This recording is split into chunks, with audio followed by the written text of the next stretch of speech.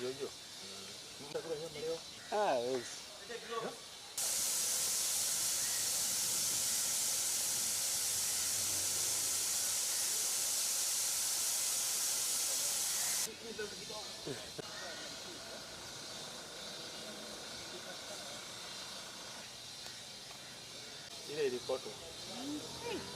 We managed to do 6 autopsies today, and of these 5 of them were skeletons, so we are unable to determine the cause of death.